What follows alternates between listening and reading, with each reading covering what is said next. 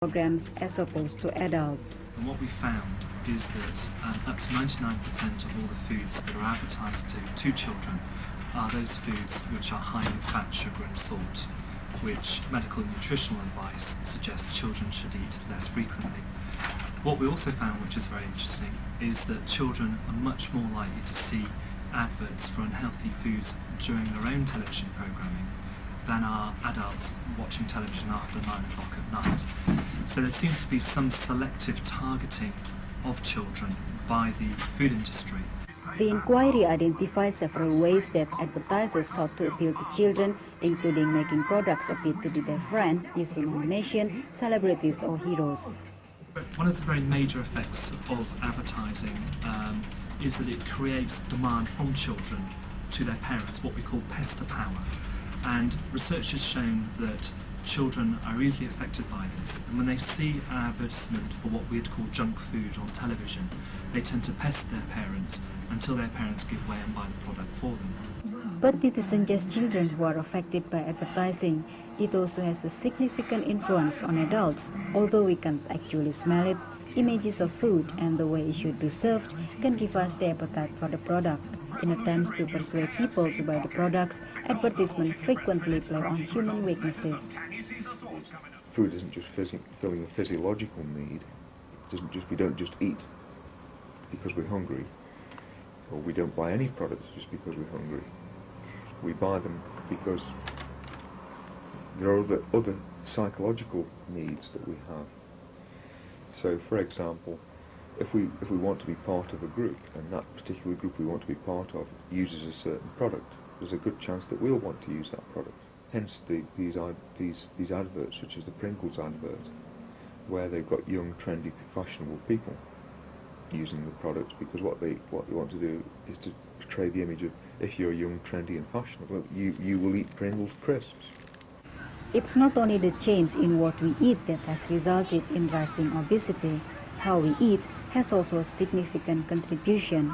Family dinners are increasingly rare nowadays. Due to their workload, many people prefer to eat out than have homemade meal.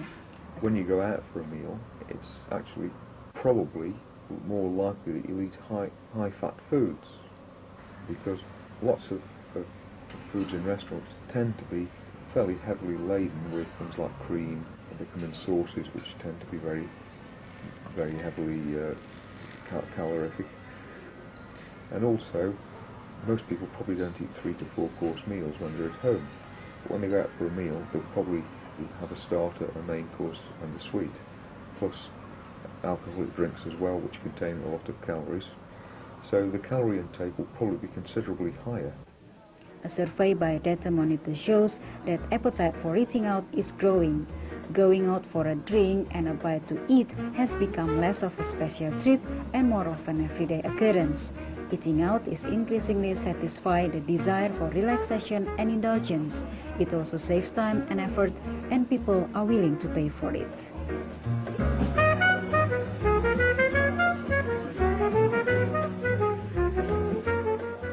There's a couple of aspects of eating out, really. It's more, a lot of it has got to do with the social aspects. Because my friends and I, we like to socialise in that way, where we go for a meal and you know, a few drinks, and there's obviously tasting different food from different areas that's cooked differently. And my friends and I have the same attitude where we don't mind spending quite a bit of money on meals.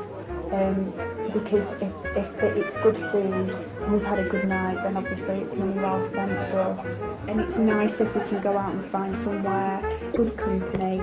It's a really good night out, very relaxing.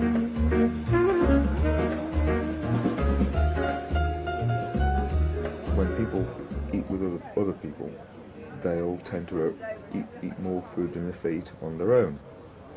This has been verified experimentally using chickens, where they've let the chicken eat as much as it wants to when it's on its own, and then put it with other chickens which haven't eaten at all. And the chicken that's eaten as much as it can, or wants to initially, will start to eat again when it mixes with the other chickens. Now you see this exactly the same with humans.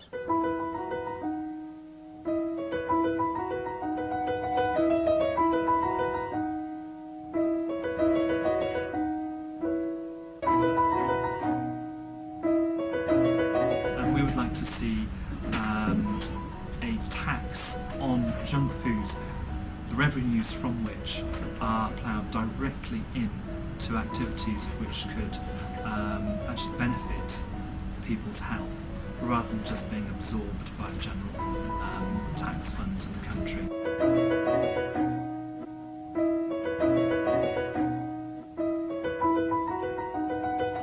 You would be better by trying to reduce demand from the consumer, in other words, getting them to understand which foods are high fat and which ones aren't good for them, rather than trying to just stop them eating them by charging them more for the product. Just putting a tax on the food doesn't necessarily stop people using it.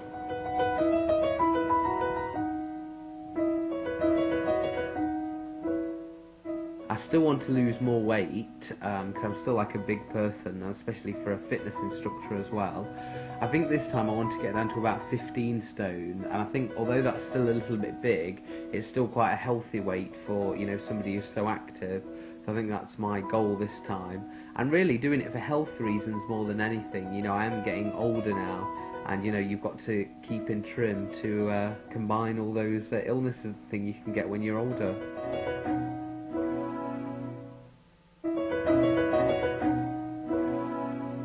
If in the future I lose weight for whatever reason, I don't know, if I'm taking more exercise or if I lose £1 a month or something, if it's not done intentionally, then that's fine.